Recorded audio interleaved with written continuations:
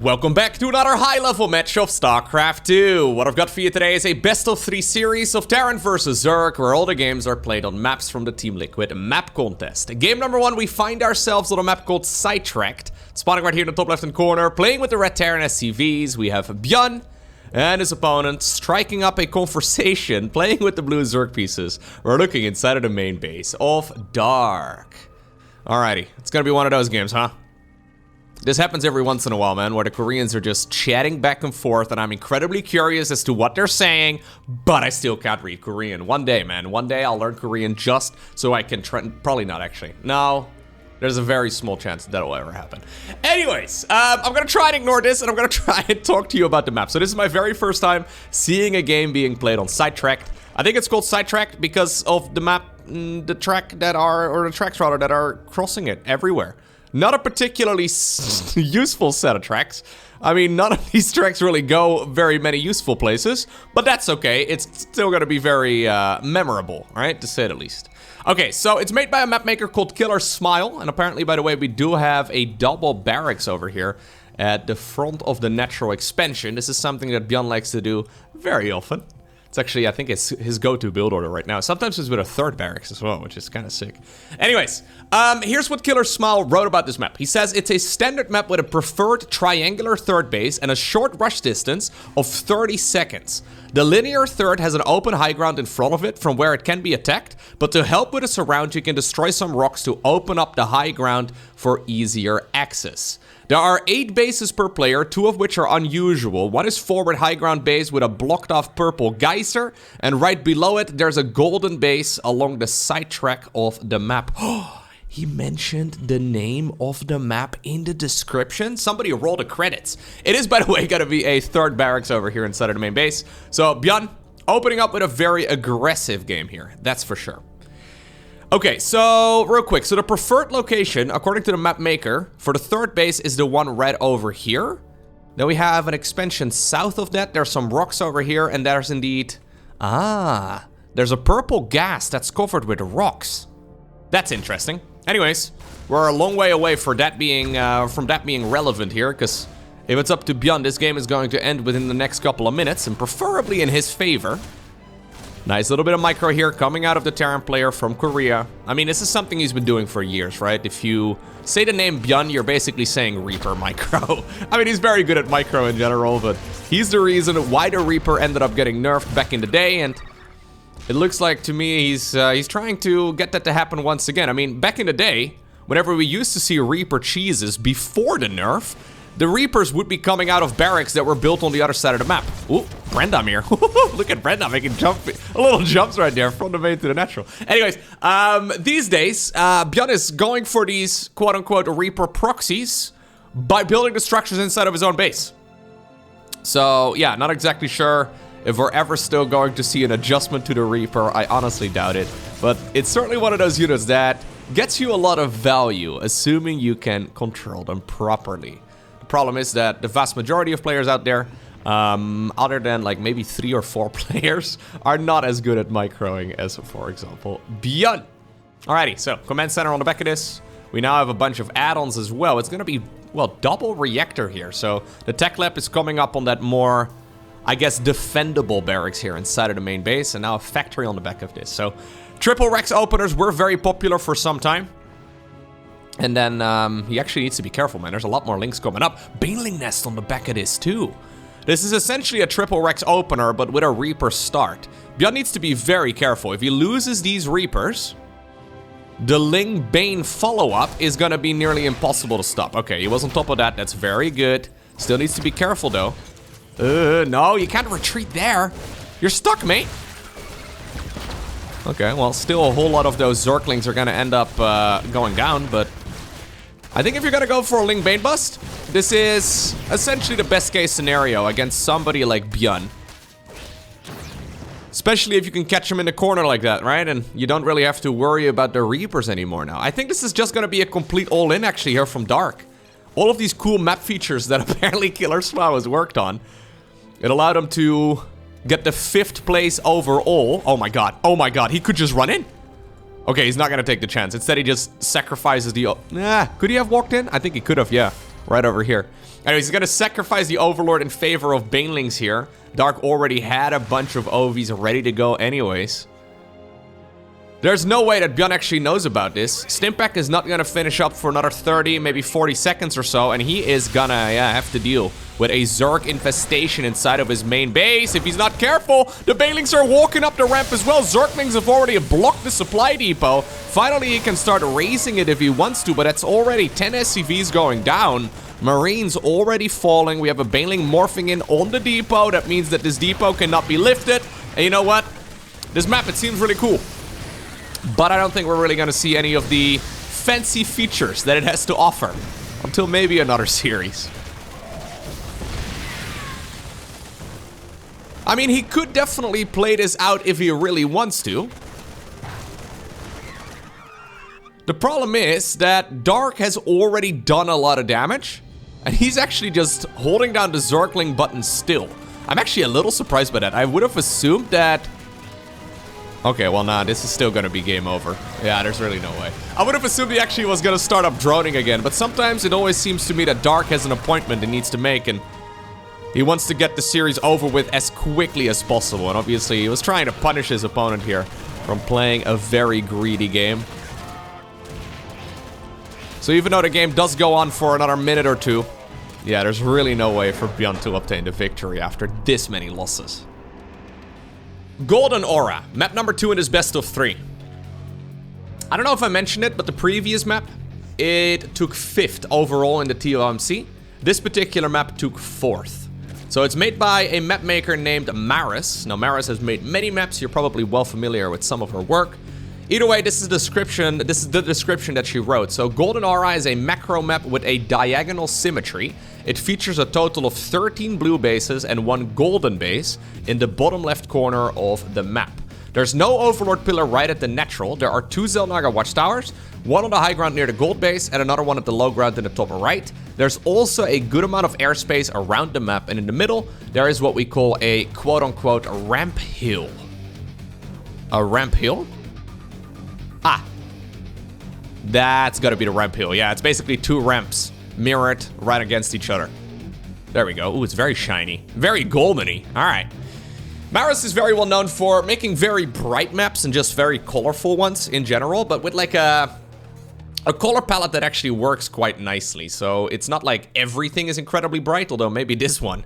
I mean, these plants. The saturation slider is as high as it went, okay? But anyways, usually she's got quite nice aesthetics to her map, while being nice and bright as well, without, you know. A lot of map makers like to make dark maps and pretty gray-looking maps, which certainly does fit the StarCraft aesthetic overall, but I do always like seeing some brighter maps in the map pool myself, because I think it's a little nicer to cast. You know, if you're casting a lot of games of StarCraft 2, usually the happier, the less gloomy maps are my personal preference, but I understand that is very much so, well, like I said, a personal preference. Anyways, so, okay, there are 13 bases and 1 gold, right? So the base in the top right is gonna have blue mineral fields. Okay, so there's a little bit of dead space over here. That's interesting. Okay, very curious top right-hand corner here. Yeah, so there's a watchtower as well. And then the bottom left, this is where the golden minerals are. So there's a watchtower overlooking this as well, and then that ramp hill here in the middle. I see. There's some rocks over here. Yeah, in my initial impressions of these maps, I actually did really like Golden Aura. I'm always a fan, and maybe this is, again, a little bit of Zerg bias coming in, I'm not exactly sure, but I'm always a fan of maps that have shared bases, I guess is the best way to describe it. So very regularly, right, do we have a map where there's like 8 bases on one player's side and then 8 bases on the other player's side, and if it's a split map scenario, those are the bases that everybody gets. Now, even though there are 14 bases in total on this particular map, 2 of them are quote-unquote shared, right? The one in the top right, not really belonging to either the Zerg or the Terran here, and the same in the bottom left. Neither player really can claim that as their own very easily. They're an equal distance from each player's main base, which I always think, yeah, I always do quite like that sort of layout, just because it creates an interesting late game usually, right? Very often do we just see, especially in the current meta, say for example, like a Geresven or Neo-Humanity, very often do we have split map scenarios where both players just sort of sit on their sides of the map and then just mine it out. On a map like this, I mean, you could do that, I guess. You can mine, well, the 6 bases on your side of the map relatively easily, but the 6 bases do run out a little bit quicker than, you know, 7 or even 8 bases would. And I think it's going to create a little bit of a more interesting late game dynamic. Most of the time, that seems to be the case. Okay, so this is once again a low ground wall off right here by ByuN, but a little bit of a different one, of course. He's decided to go for just 3 Reapers. This is his new standard build, and now a whole bunch of Marines on the back of this. 3rd Command Center coming up. Starport is going to be able to start producing a Banshee here momentarily, which is a little bit funky. We don't normally see Banshees here at this stage in the game. Normally it's going to be straight into medevac production. Yeah. So maybe this is ByuN thinking this could be once again some sort of all-in.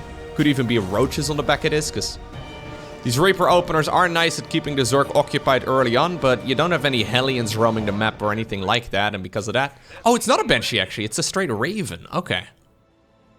Anyways, because of the fact that there's, no Hellions out on the map, it's very difficult to figure out exactly what's going on the Zerg side of things. Okay. So these rocks over here... Taking those down early is actually very interesting, because that's going to make this particular expansion a lot more vulnerable. Yeah, Dark in general, and Zerg players in general, will be very keen to knock down as many rocks as possible, just because Zerg tends to be very swarmy. A lot of high-paced units, of course, or fast-paced units, and they're going to be able to maneuver around the map a little bit easier if all of those rocks are down. Same for these ones over here, to be honest.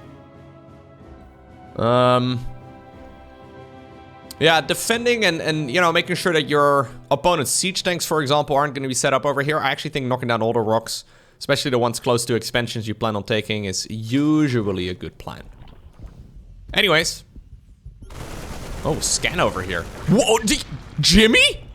I gotta go back. Did Jimmy just... That's gotta be a bug.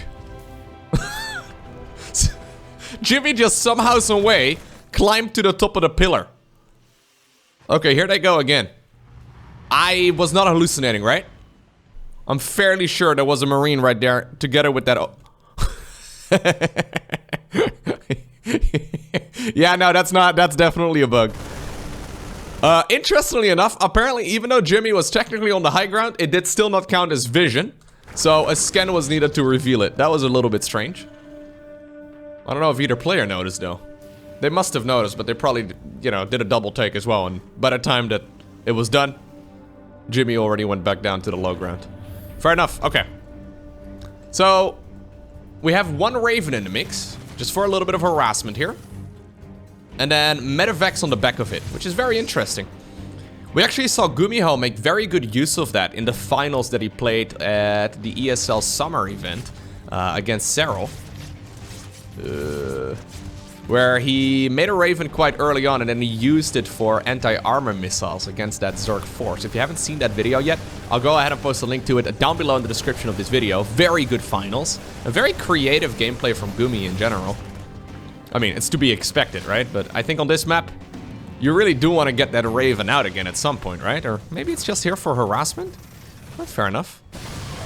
Okay, good pickup right there as well. 3 drones have gone down here. A lot of lost mining time too, with all of those drones pulled away. Okay.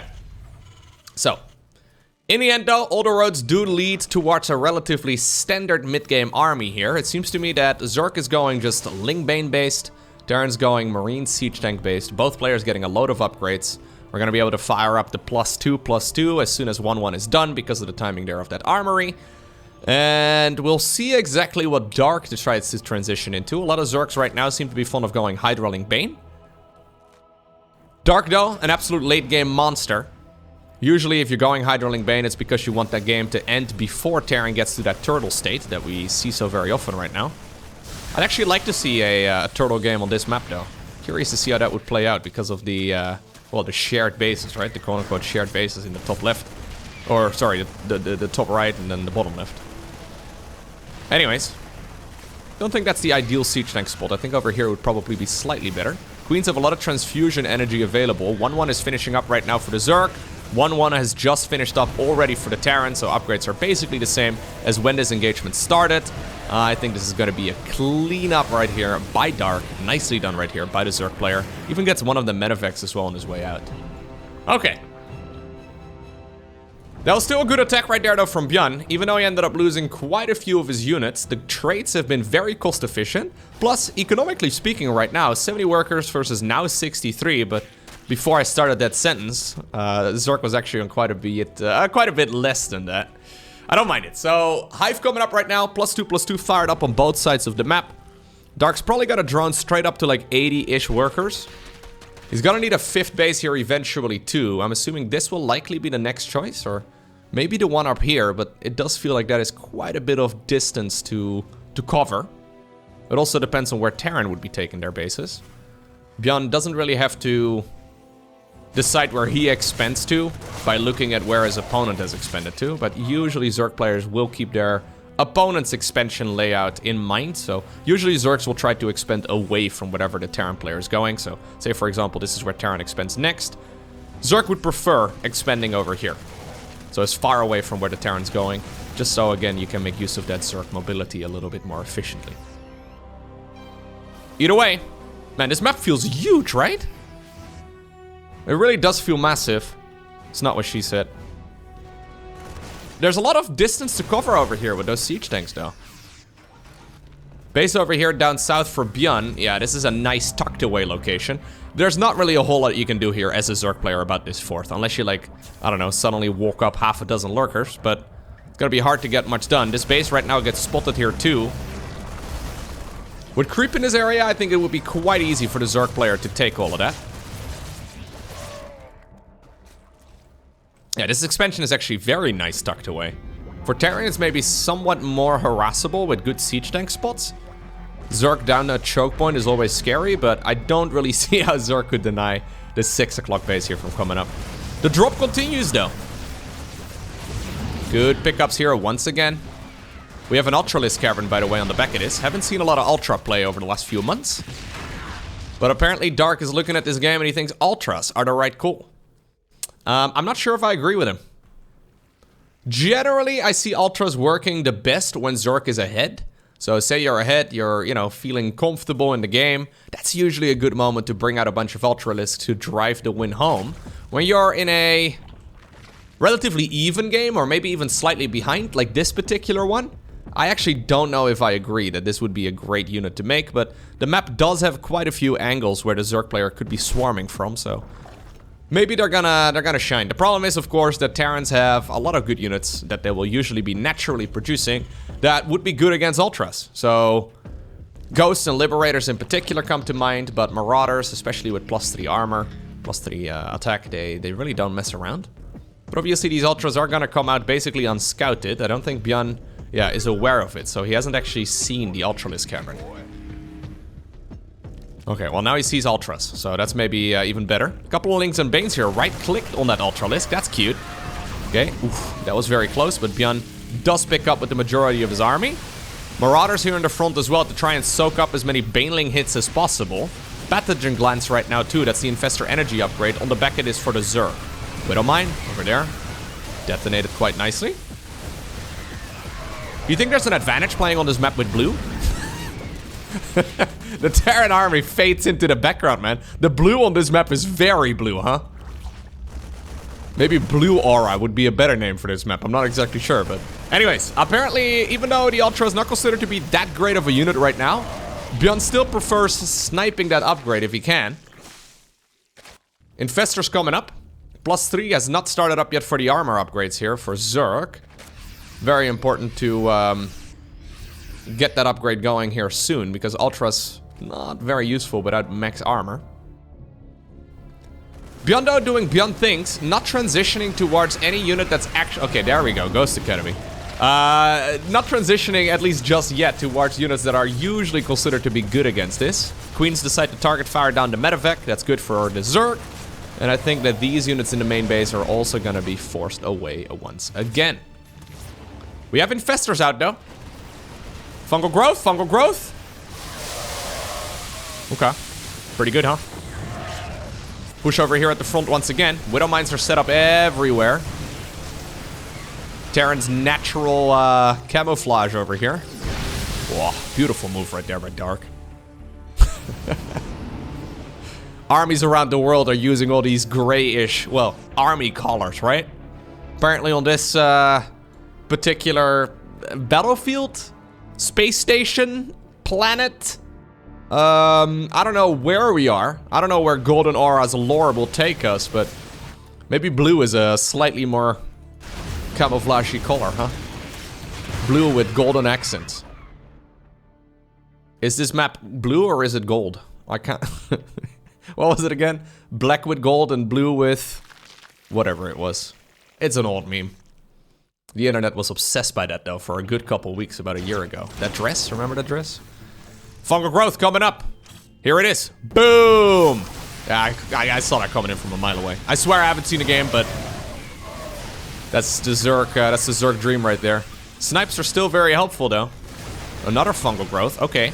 ByuN, this is starting to look a little silly now, my man. I don't think you should be clumping up your units like that. An absolute bloodbath. Another fungal growth. Oh. Dark's been enjoying the Infestor a lot.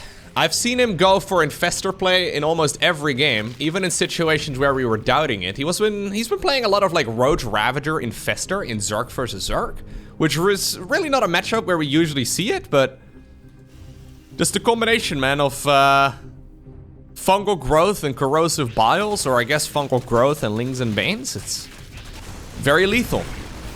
Looks like an EMP did get rid of the energy right there of all of those infestors up north, but already that planetary fortress here got cancelled, and maybe even the command center got killed.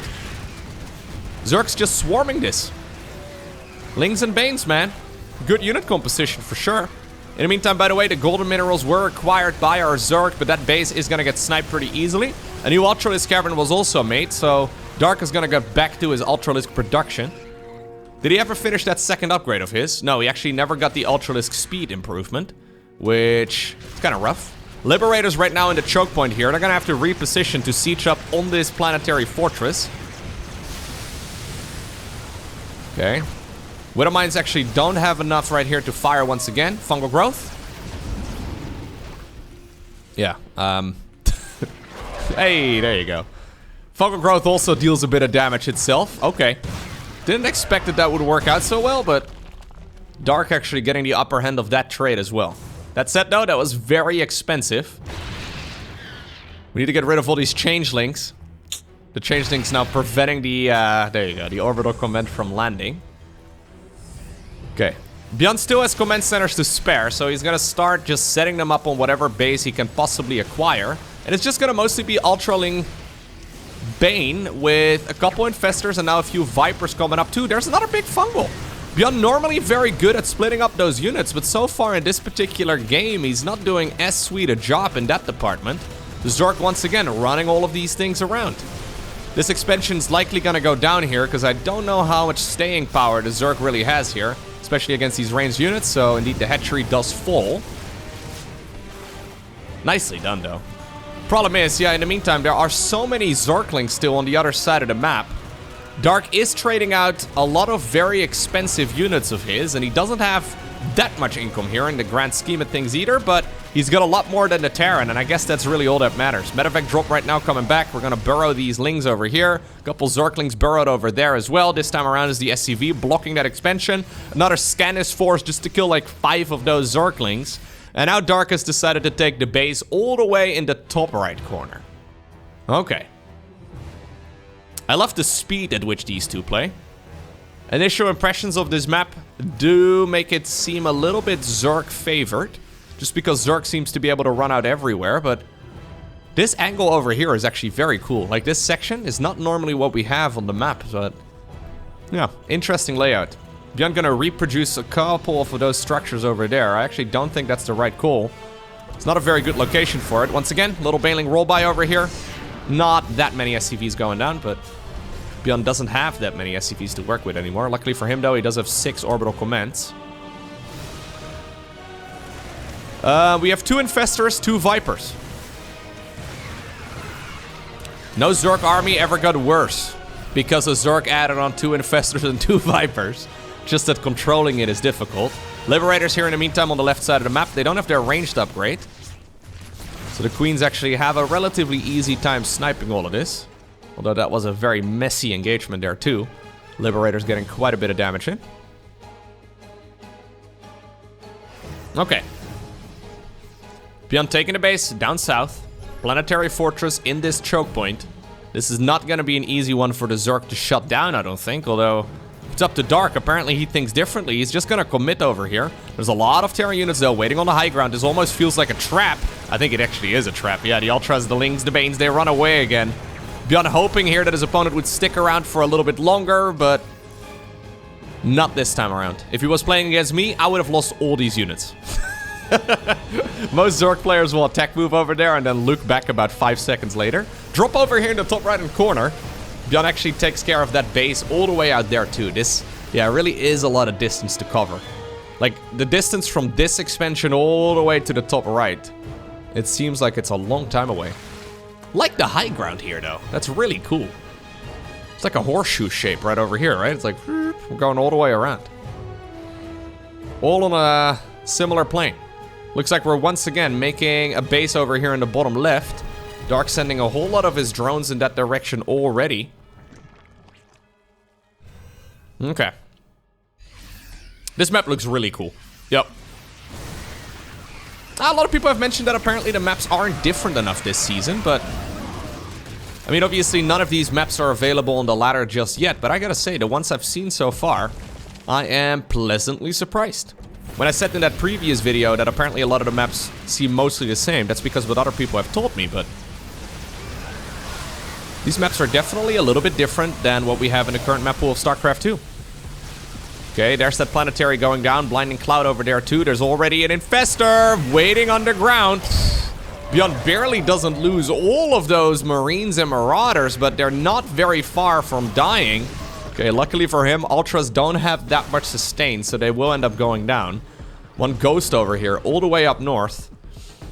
ByuN has been up with his back against the wall for the last 10 minutes or so, but he's doing an excellent job hanging in there. Dark decides to tell his opponent, yo, bro, just leave the game. And Dark is, well, or ByuN responds right now with a little, I have no idea what he's saying. A little smiley face over there, though. If somebody has the skills to translate Korean, please let me know roughly what they're speaking about. I don't need to know the whole conversation. That's okay. I understand that's way too much work, but the general gist. Are they teasing one another? Are they roasting the map? Are they saying the opponent sucks? I need to know. Drop over here in the bottom left-hand corner. ByuN slowly rebuilding his economy. Dark actually doesn't really have that much himself anymore either. Considering this is the first ever game I'm seeing on Golden Aura, this is pretty sick. It's very wide open though, compared to the current map pool.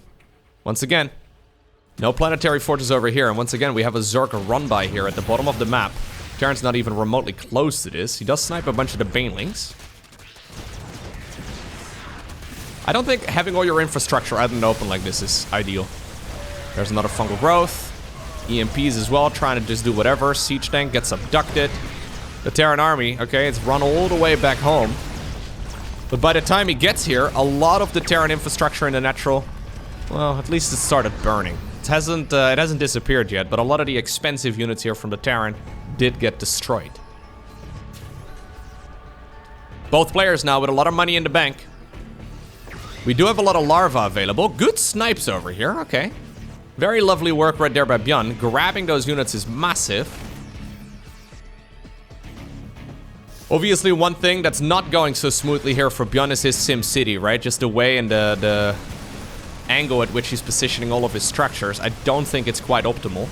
That is because he just hasn't played a whole lot of games yet on this map. As a matter of fact, this could be his very first game ever on this map. So you're always in a situation where you're assuming that this is the best way to do it, but I actually don't think it is. Snipes over here.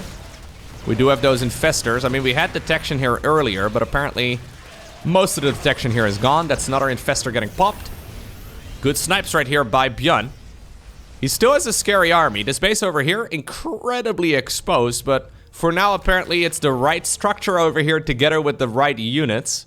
Zerg would love to kill that, because this is honestly the only lifeline right here that the Terran player has.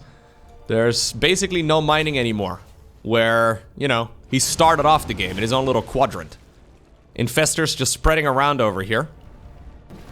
Are we gonna go? Oh, we are gonna go. I actually thought he would try and kill that base, but apparently what he wants to kill is the army. This army is still scary though. Big fungal growth once again. My god, man, these fungals are absolutely lethal. I was questioning the Infestor Energy upgrade earlier, right? The Pathogen Glands upgrade. But my god, has Dark gotten a lot of value out of it. How many Infestors has he lost? 15! Dark going Mass Infestor? Okay. Fungal? We have another fungal, no? Oh, actually, no. We're a little bit of energy away right here from having a fungal available. More SCVs are going down. Terran Bio over here in the choke point. Some of it gets destroyed by the Baneling's acid. And rather than addressing this base, apparently Dark is just attacking straight through the center of the map, completely ignoring that expansion on the right. That's another orbital command going down. 12 workers remain.